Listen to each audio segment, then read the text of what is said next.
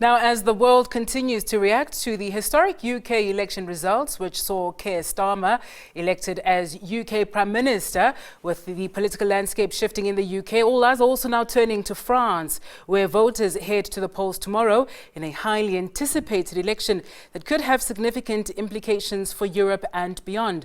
Joining us now to discuss this further is SABC News International Editor Sophie Mokoena. Thank you very much for your time. Sophie, let's start with the global reactions to the UK elections result, now that Keir Starmer leads that nation. Good morning.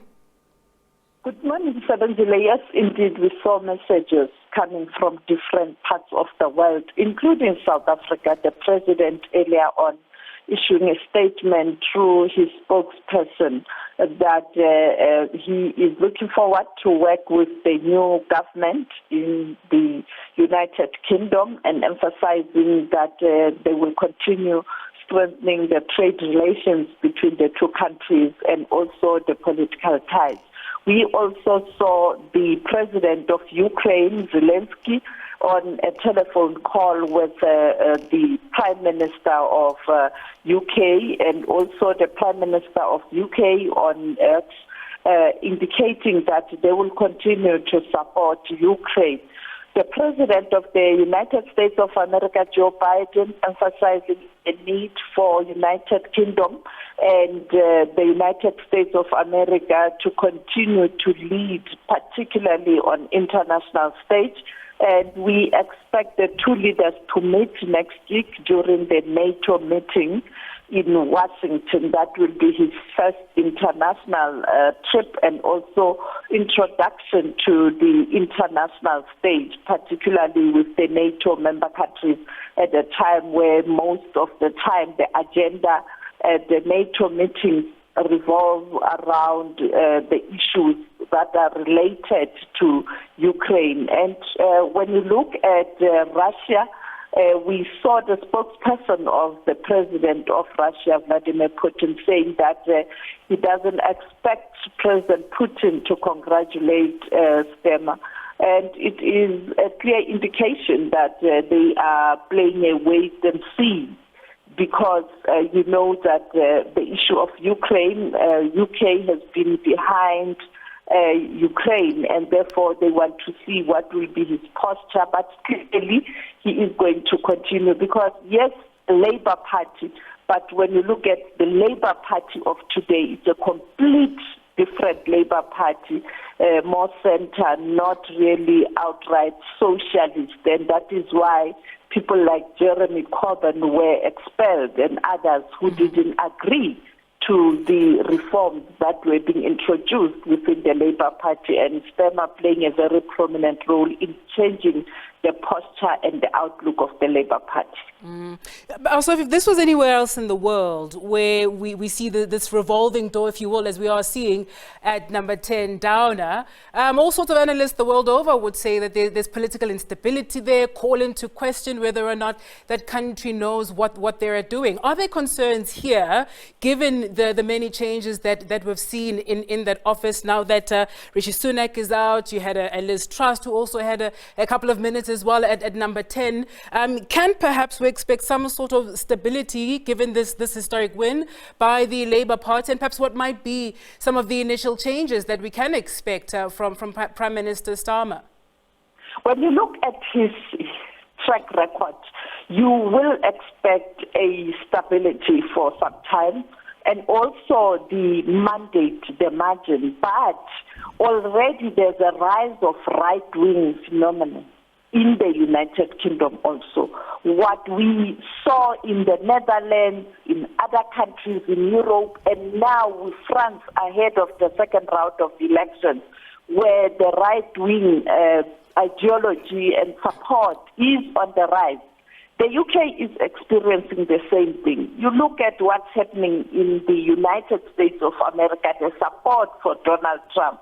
And therefore, time will come where he will experience challenges in trying to perhaps manage the rise of the right wing. And also they assisted because they were able to garner support also to get seats. And therefore he became so successful because also of that rise of the right-wing belief and support, even though it was not a large margin. But there's that kind of a challenge that he is facing, and therefore it will be interesting how he is going to manage this. That is why many people believe that the first term will be relatively stable, but the second term might be something different, as the rise of support of right-wing in the United Kingdom is really taking shape, because having gotten what they got now, they are going to build on that. And we see it even in South Africa. I mean, the elections that we saw recently, no one can say it was purely by accident. Something was happening in the country.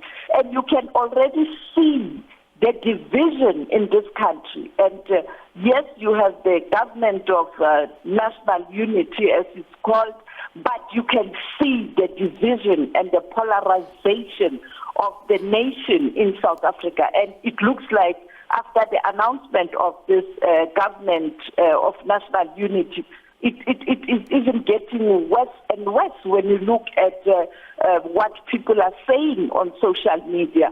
And therefore, this is a problem worldwide, and he is not going to escape this either, as we look to France tomorrow. Absolutely. And let's talk about France as well. Many were quite surprised when Macron, in fact, decided about less than a month ago to, in fact, call for this election. What can we expect there, as you say, this concern over the right-wing support that we are seeing emerging there?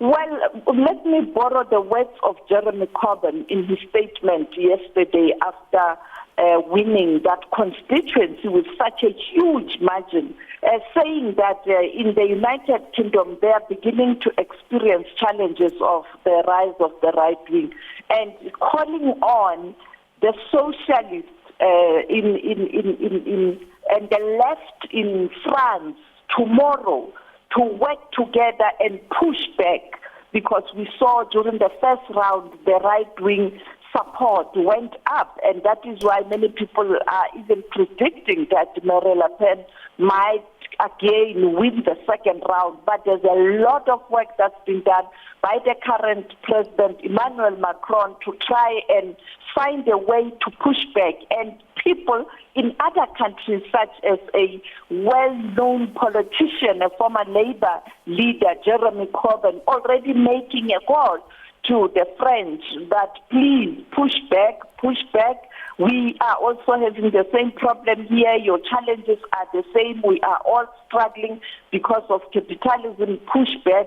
But remember, don't open space for the right wing to flourish or to reign supreme. And therefore, we expect the French second round or the second round of elections in France to be as interesting as the one that we saw in the United Kingdom, as we build up to the United States of America later this year. And therefore, this world changing. The only relative stability you see is China in Asia and Russia. The leaders there are in full control.